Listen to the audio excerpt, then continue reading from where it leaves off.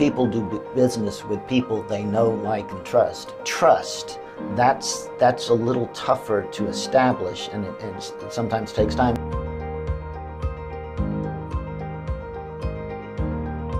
Hey, welcome to another episode of Dream Achievers. This is Andy Young, the Mountain Money Man, and I'm joined today by Robert Pyle with Pyle Solutions. Robert, thanks for coming in on this luckily not rainy morning as we record today. Yeah, appreciate that.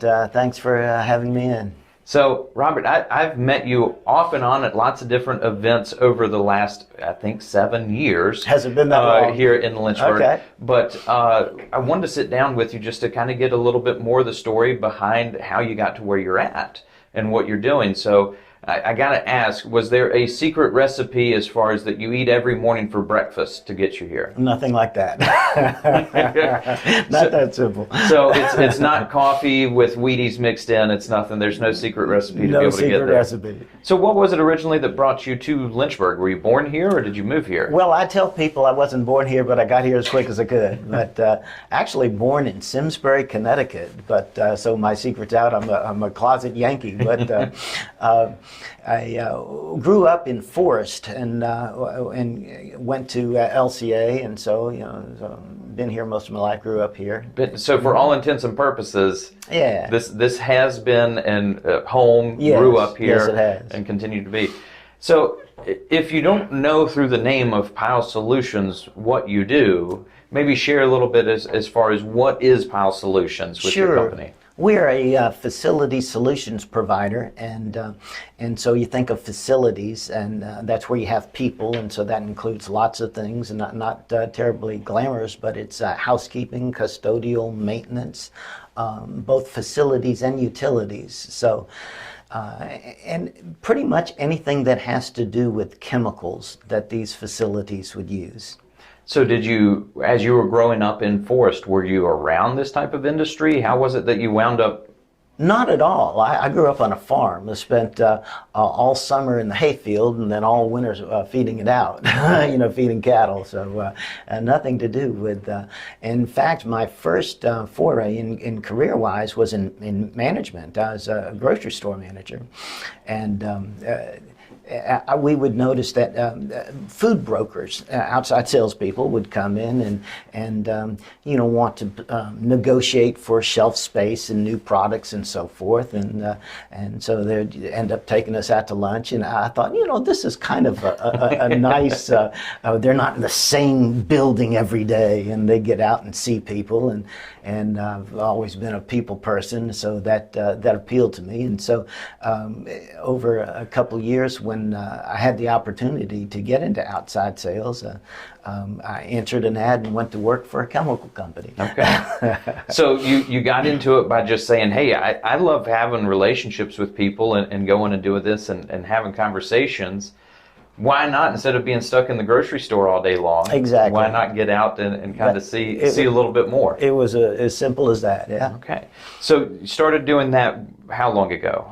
Oh, quite a few years ago, because I've been in the industry a long time. Okay. And I took to it. I enjoyed it, and I liked getting out and seeing multiple people every day. Now it's a big leap from being the person that's there helping, that's running the routes or having the conversations, to now, obviously, your name's in the company. Yes. So there was something that happened along the way.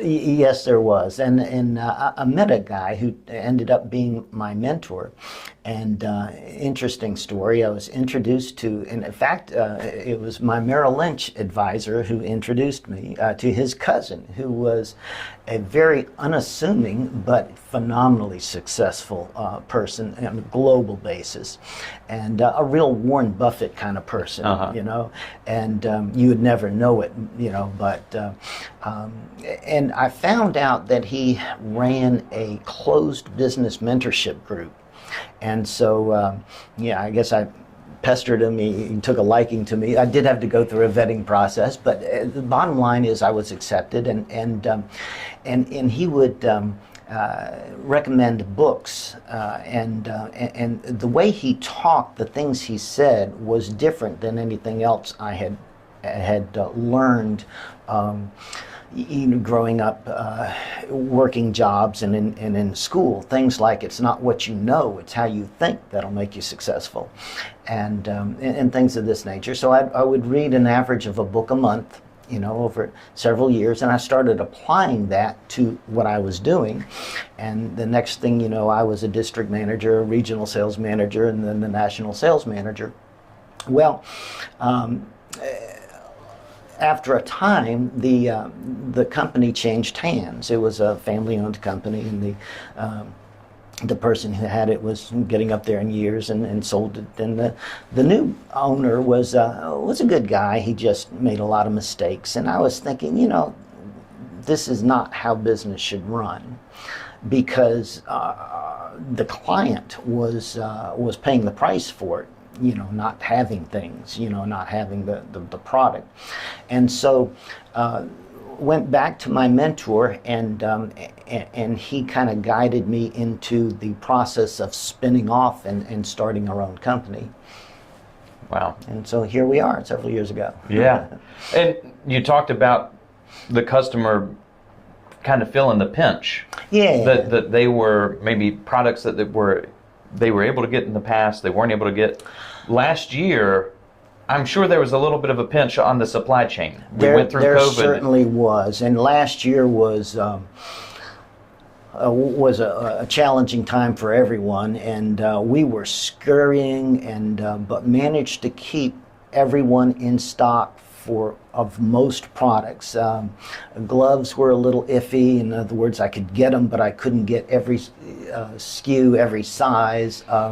There was only about a 2-week period of time when I had to wait for hand sanitizer. But other than that, I kept a warehouse full of sanitizers and was able to keep everybody in stock. I can only imagine just the logistical issues of going, I've got to get this.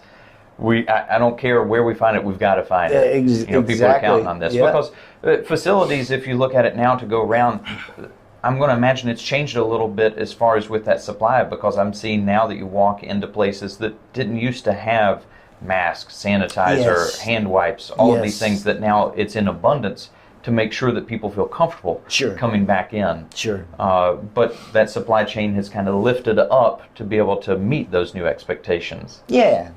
So with the challenge kind of along the way, you went back to your mentor, you said, hey, I'm looking at making the leap from being, a leader to now leading a actual company. It's my name on it. How, did you have any things at that moment that maybe you thought what it was going to look like, that once you got into it of actually owning the company, it was totally different than what you expected? Absolutely. And although I knew the industry, I knew the customer, I knew the product, there are lots of things I had no idea what I was doing, like shipping. The logistical, how do you create labels, and what are the rules and regulations of a bill of lading and all this kind of thing, because I wasn't involved in that part. And so you just scramble, it's the leap and the net will appear, right? I remember the first time when I owned a business and I had hired people. Up to that point, I'd worked on my own or worked in businesses where all that was done on the back end. I didn't have to fool with it. Sure. So the first time I had to run payroll, and I went, I've got people in here, I've got money to pay them. Yes. But how do I make all of this happen? It's those things that you take for granted, right, that you're like, well, somebody handles that. And then now you're like, that person is now me. Yes. I'm wearing that hat. So, with those businesses, that's funny with that. They're just trying to figure out the basics of shipping. Yeah. I've got to get it from A to B. How do I make this logistically happen? Exactly. Which is confusing with that. And like you say, with Quickbooks, having to learn Quickbooks from scratch. It's it can be a bear. For a lot of people as business owners, it seems like you get into it because you want the independence and the autonomy to make decisions and do that, and then all of a sudden you realize you're wearing 10 hats at once. Yes. And you have to constantly shuffle them and be able to get your brain to kick into gear until you get to a point of being able to hire those things out. Right. So you can remove them from your plate and empower others. That's interesting. And put systems in place where it happens automatically, Yeah. so it doesn't have to be top of mind all the time. The Walmarts of the world figured out if we can have our inventory automated to know Yes. when enough things go out, it needs to automatically be backfilled, Yes. and it'll take care of itself.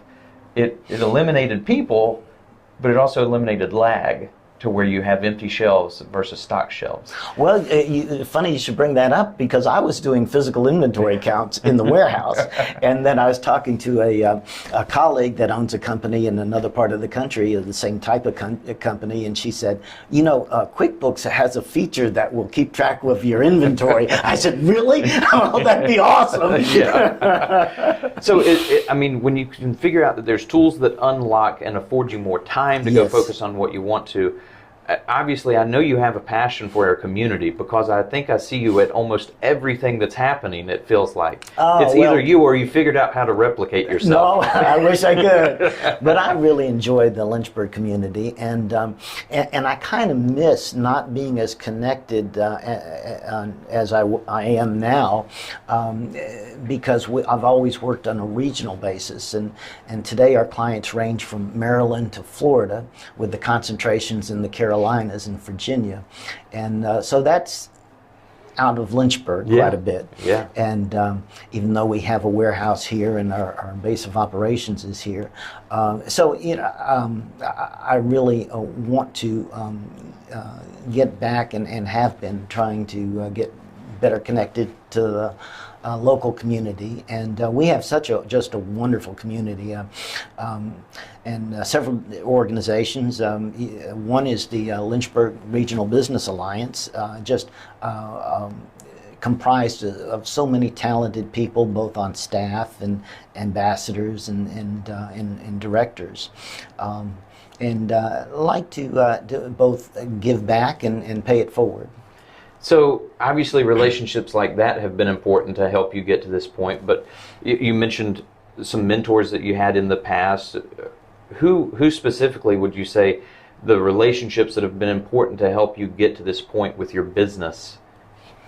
Well, the biggest one is my business mentor, and is Rick Setzer, a gentleman out of the upstate of South Carolina, and just in thinking, how to think properly, and what he has guided me in terms of books and audios to get that real world business education.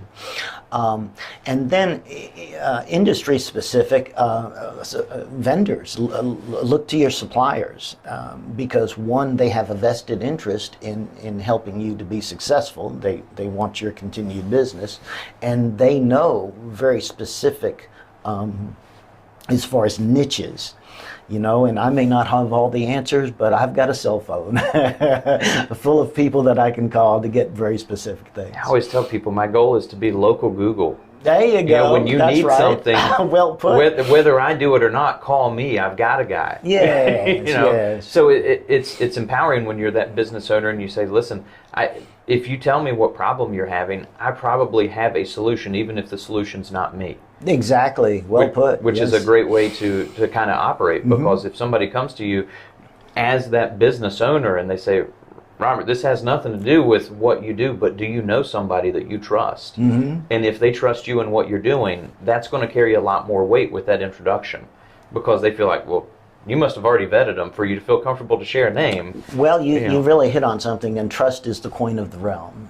People do business with people they know, like, and trust. And knowing, I think, is just the awareness, who do I know? And liking is pretty easy to do, but trust, that's a little tougher to establish, and it sometimes takes time. And I think there's two types of trust. There's trust that I know this individual has integrity, but also trust that do I know that person is competent in that field. Yeah, and goes a long way, right? If you have that person that you say, I met them, I feel like they're a good person, I feel like they'll do what's in somebody's best interest, but you really don't know what process or how they handle things or what that's going to look like, you're kind of putting your stamp on it without knowing what's really inside the box. Yeah. So, as business owners, I always find that it's important that I tell people, listen, I wouldn't expect you to introduce me to somebody if you don't know what I really do. So I just go ahead and paint the picture, because I don't want somebody to feel like, hey, I know that you can like me, but I want to show you what I actually do and how I help people out so that you can sign off on it and feel good, versus just simply saying, he's in the area. I met him a couple times at an event. So it's funny with that you go through with that. So you're busy with a lot of people, not just here in the Central Virginia area, but throughout the East Coast. You mentioned, what's the impact that you, Robert Pyle, want to be known for in those relationships in the communities, to these business owners, or just here locally? Well, and I have a little blog on our site that kind of explains this and to say who we are, but I would want to be known for taking the time to listen and shut up and not have an agenda, and to hear what a potential client is wrestling with, and getting to know their utility and their specific problems or their facility, and to craft a solution based on not what I think I might want to sell, or a cookie cutter approach, but taking everything into consideration and crafting the solution that's in their best interest. Because I've got clients that have been with me multiple decades, and you only accomplish that by taking care of them. Yeah, but if you hang your hat on price, eventually somebody comes in with a lower price. Exactly. But if you hang it on service and taking care of people, and growing up, we had an auto parts store that my grandfather founded when he had retired off the railroad, and I could remember him or my dad or my uncle, people going in after hours, days when the store was closed, to give a part to somebody that they needed to fix a tractor, to fix a truck, to get back up and running. You didn't have to do that. Now, you're not going to show up at a big box retailer and somebody's going to open the door for you. That's right. But if your mom and pop operation, people that the heart's still in the business, that follows along. That's a huge testament when you say, listen, they've been with me for multiple decades. I like to say, well, we don't work 8 to 5, we work start to finish. That's great. Whatever that is, start to finish. So, we look at that we take it into account in everything that we're doing, of making sure that you live up to the promises that you keep. And if you can't, that you're honest with people, that you say, listen, that's right. I would love to do it. I can't. You want a medium-sized glove? Sorry, those don't exist. You want a large, extra large? We can make it happen. But it's just one of those that we figure out how it works. So that's fantastic. So Robert, for those people that are watching right now or listening that might want to find out more information about you or about Pyle Solutions, where can they find that information? And that would be pylesolutions.com. Okay. So pylesolutions.com, best place to look up and find out about that. If you want to know Robert personally, come out to any events in Lynchburg. He'll be there. So, Robert, I appreciate you taking the time to stop by and join us. Until next time, this is Andy Young, the Mountain Money Man, signing off until I catch you down the road.